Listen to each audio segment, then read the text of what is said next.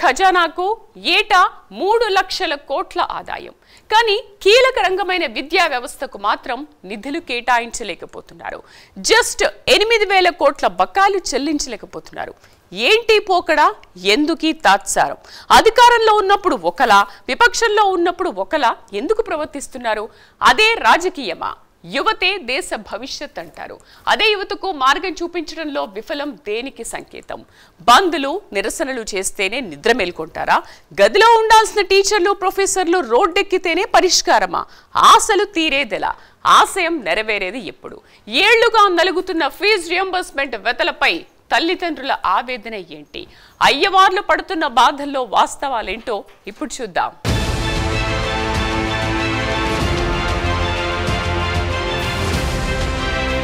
నేటి బాలలే రేపటి పౌరులు. ఈ మాట వినగానే మనసు పొంగుతుంది. పౌరులుగా ఎదగాలంటే విద్యే మార్గం. ప్రతి సంవత్సరం నవంబర్ 14న పాఠశాలలో పండిట్ జవహర్లాల్ నెహ్రూ జయంతిని బాలల దినోత్సవంగా జరుపుకుంటారు. ఇది ఒక ఉత్సాహభరితమైన సందర్భం. కానీ అదే సమయంలో ప్రభుత్వాలు తీసుకునే కొన్ని నిర్ణయాలు విద్యార్థుల భవిష్యత్తుపై ముసురుకుంటున్నాయి. విద్య, సంక్షేమం అనే నినాదం పలికే పాలకులు వాస్తవానికి మాత్రం దూరంగా ఉండడం బాధాకరం. పేదవారికి విద్య అందుబాటులోకి తీసుకురావాలన్న ఆశయంతో ప్రారంభమైన ఫీజు రియంబర్స్మెంట్ పథకం నిర్వహణ లోపాలతో నలుగుతోంది.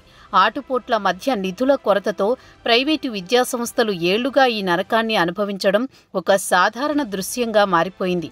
ఇది కేవలం వ్యవస్థలో లోపం కాదు, విద్యార్థుల కలలపై పడుతున్న నీడ.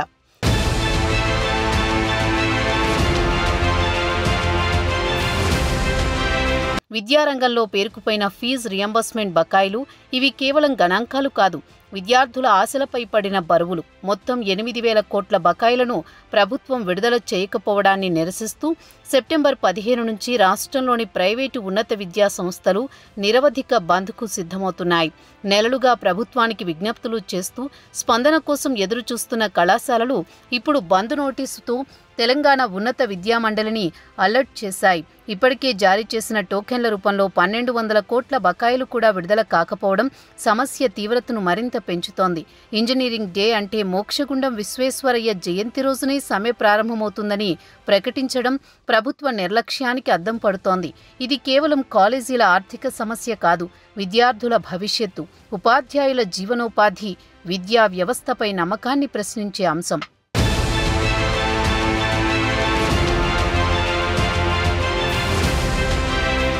ఇంజనీరింగ్, ఫార్మా, పాలిటెక్నిక్ వంటి వృత్తి విద్యా కళాశాలలు ఫీజు రియంబర్స్మెంట్ నిధుల కోసం గత 3 ఏళ్లుగా ఎదురుచూస్తున్నాయి.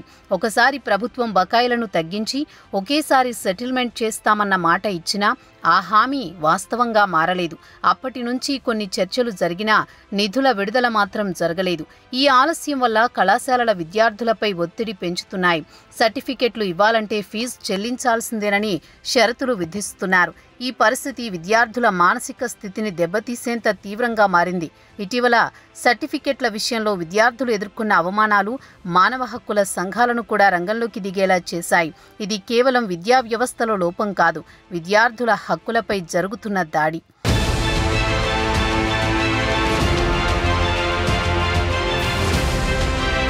తెలంగాణలో ఫీజు రియంబర్స్మెంట్ బకాయిల సమస్య కొత్తది కాదు. ఇది గత బీఆర్ఎస్ పాలనలోనే పేరుకుపోయిన బాధల రూపం. 2023 డిసెంబర్ నాటికి కాంగ్రెస్ ప్రభుత్వం అధికారంలోకి వచ్చిన సమయంలోని దాదాపు 8,000 కోట్ల బకాయిలు ఉన్నాయని federation of association of Telangana higher institutions స్పష్టం చేసింది.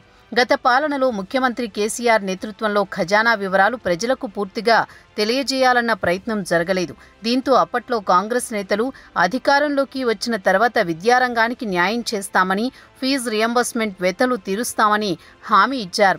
అయితే అధికారంలోకి వచ్చిన తర్వాత ఖజానాలో డబ్బుల కన్నా అప్పులే ఎక్కువగా ఉన్నాయని ప్రభుత్వం గుర్తించింది. ప్రస్తుతం వచ్చే ఆదాయం రోజువారీ అభివృద్ధి, సంక్షేమ కార్యక్రమాలకు సరిపోతుందన్నది అధికారిక వాదన.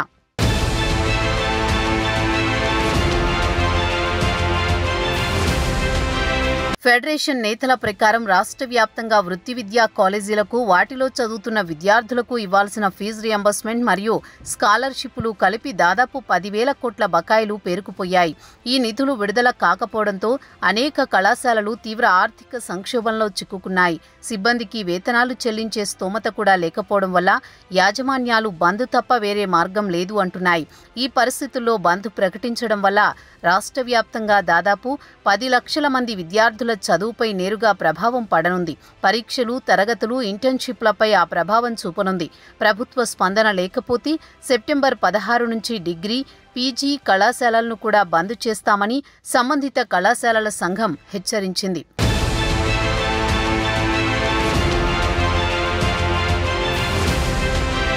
తెలంగాణలో 2 టర్ముల పాటు అధికారంలో ఉన్న బీఆర్ఎస్ పార్టీ ఫీజు రియంబర్స్మెంట్ పథకంపై సరైన ప్రాధాన్యత ఇవ్వకపోవడం విద్యారంగానికి తగిలిన గాయంగా నిలిచింది.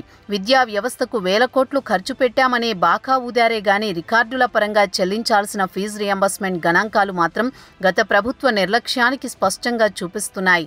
విద్యార్థుల భవిష్యత్తు, కళాశాలలు, ఆర్థిక స్థితి, ఉపాధ్యాయుల జీవనోపాధిపై ప్రభావం పడ్డా నాటి సీఎం కేసీఆర్ వ్యవహారం డోంట్ కేర్ ధోరణి మాత్రం బాగా కనిపించింది. ఓటు బ్యాంకును కాపాడుకునేందుకు అధికారంలోకి వచ్చిన వెంటనే బకాయిలు తీరుస్తామని చెప్పిన గులాబీ నేతలు ఆ హామీని నర్మగర్భ రాజకీయంగా మార్చారు. ఫలితంగా కళాశాలలు ఆర్థికంగా కుంగిపోతున్నాయి. విద్యార్థులు నలుగుతున్నారు. ఇది కేవలం పాలనా వైఫల్యం కాదు, విద్యను సామాజిక సమానత్వానికి మార్గంగా చూడాల్సిన దృక్పథానికి ఎదురుదెబ్బ.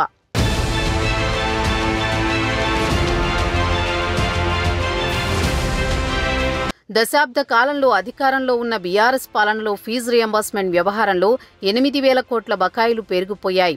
ఇప్పుడు అధికారం దూరమైన తర్వాత అదే నేతలు నేటి కాంగ్రెస్ ప్రభుత్వాన్ని నిలదీయడం వారి రాజకీయ అజ్ఞానానికే కాదు, బాధ్యతా బోధకు దూరంగా ఉన్న ధోరణికి నిదర్శనం. ఖాళీ ఖజానాను కొత్త ప్రభుత్వానికి అప్పగించి పాత బకాయిలు చెల్లించాలంటే నేటి పాలకులు తీవ్ర ఆర్థిక ఒత్తిడి ఎదుర్కొంటున్నారు. ప్రజాస్వామ్యంలో ప్రతిపక్షం ప్రభుత్వాన్ని ప్రశ్నించడం అవసరం. కానీ గత పాలనలో జరిగిన అసమర్థతలను అంగీకరించకుండా నేటి ప్రభుత్వంపై మాత్రమే ఒత్తిడి తేవడం నైతికంగా ప్రశ్నించదగినది. ఈ సంక్షోభాన్ని పరిష్కరించాలంటే అన్ని పార్టీలు కలిసి ముందుకు రావాలి. విద్యను ఓటు బ్యాంకు కాక సమాజ నిర్మాణానికి మూలస్తంభంగా చూడాలి.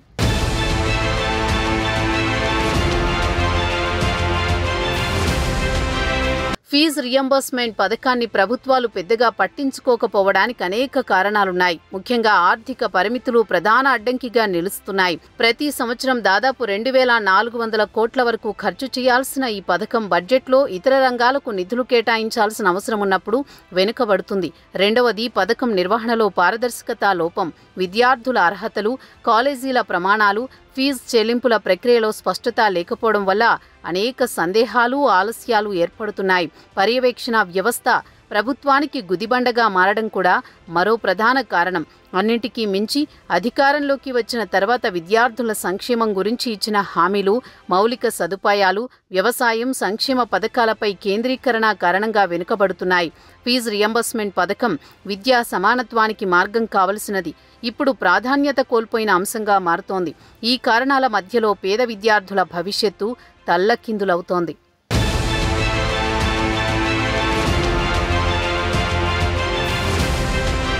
తెలంగాణ రాష్ట్రంలో ఫీజు రియంబర్స్మెంట్ పథకం పేద వెనుకబడిన తరగతుల విద్యార్థులకు ఉన్నత విద్యను అందుబాటులోకి తీసుకురావడమే లక్ష్యంగా రూపొందించబడింది. ప్రభుత్వ గుర్తింపు పొందిన ప్రైవేట్, ప్రభుత్వ కళాశాలల్లో చదువుతున్న అర్హత కలిగిన విద్యార్థులకు వారి కోర్సు ఫీజును తిరిగి చెల్లించే ఈ పథకం విద్యా సమానత్వానికి మార్గం కావాలన్న ఆశయంతో ప్రారంభమైంది. క్షేత్రస్థాయిలో గమనించిన కొన్ని అంశాల ఆధారంగా 2025లో ప్రభుత్వం ఈ పథకానికి సంబంధించి కొత్త మార్గదర్శకాలు రూపొందించింది. ఇప్పుడు రియంబర్స్మెంట్ పొందాలంటే విద్యార్థులు కనీసం 75% హాజరు, 50% సబ్జెక్టుల్లో ఉత్తీర్ణత, ప్రధాన సబ్జెక్టుల్లో 60% మార్కులు సాధించాలి. డిగ్రీ కోర్సుల్లో కమ్యూనికేషన్ స్కిల్స్ లేకుంటే రియంబర్స్మెంట్ వర్తించదు. ఇంజనీరింగ్, ఫార్మా, ఎంబీఏ, ఎంసీఏ వంటి ప్రొఫెషనల్ కోర్సులకు కూడా ప్రత్యేక నిబంధనలు అమలులో ఉన్నాయి. ఈ పథకం ద్వారా ఏటా సుమారు 12 లక్షల మందికి పైగా విద్యార్థులు లబ్ధి పొందుతున్నారు. ఎస్సీ, ఎస్టీ విద్యార్థులకు పూర్తి రియంబర్స్మెంట్ వర్తిస్తుండగా బీసీ విద్యార్థులకు మాత్రం ర్యాంక్ ఆధారంగా పరిమితి ఉంటుంది. ఈ మార్గదర్శకాలు విద్యా ప్రమాణాలను పెంచే ప్రయత్నంగానే చూడాలి.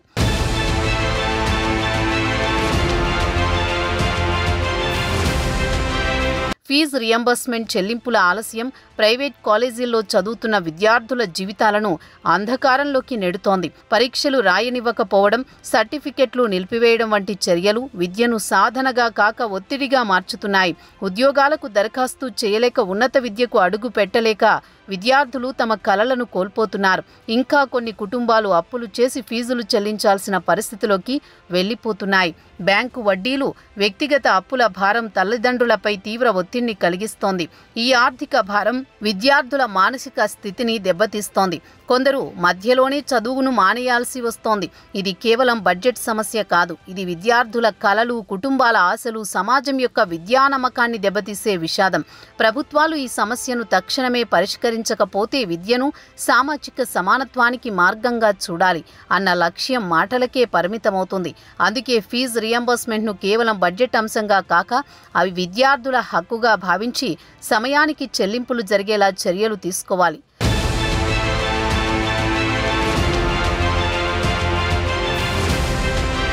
ఇటీవల ఉస్మానియా వర్సిటీలో జరిగిన సభలో ముఖ్యమంత్రి రేవంత్ రెడ్డి విద్యా వ్యవస్థపై ప్రభుత్వానికి ఉన్న చిత్తశుద్ధిని స్పష్టంగా వెల్లడించారు. ఏటా వివిధ మార్గాల్లో దాదాపు 3 లక్షల కోట్లు రాష్ట్ర ఖజానాకు ఆదాయం వస్తుందని, ఆ నిధులను సంక్షేమంతో పాటు అభివృద్ధికి వినియోగిస్తున్నామని పేర్కొన్నారు. అయితే విద్యను నీరుగార్చే ప్రయత్నం చేయడం లేదని, ఉస్మానియా వర్సిటీ అభివృద్ధికి ఎంత ఖర్చు పెట్టాల్సి వచ్చినా ప్రభుత్వం సిద్ధంగా ఉందని ప్రకటించడం నిజంగా శుభపరిణామంగా భావించవచ్చు. ఈ ప్రకటన విద్యారంగం పై ప్రభుత్వ దృష్టిని ప్రతిబింబించిన అదే చిత్తశుద్ధి ఫీజు రియంబర్స్మెంట్ బకాయిలపై కూడా చూపించాలని విద్యార్థులు, తల్లిదండ్రులు, కళాశాలల యాజమాన్యాలు ఆశిస్తున్నారు. వర్సిటీ అభివృద్ధికి నిధులు సమకూర్చే సిద్ధతను చూపిన ప్రభుత్వం పేద విద్యార్థుల కలలను నిలబెట్టే ఫీజు రియంబర్స్మెంట్ పథకాన్ని కూడా సమయానికి అమలు చేయాలని కోరుతున్నారు. ఇది కేవలం అభివృద్ధి ప్రకటన కాదు, విద్యను సామాజిక సమానత్వానికి మార్గంగా చూడాలన్న ప్రభుత్వ నిబద్ధతకు పరీక్ష.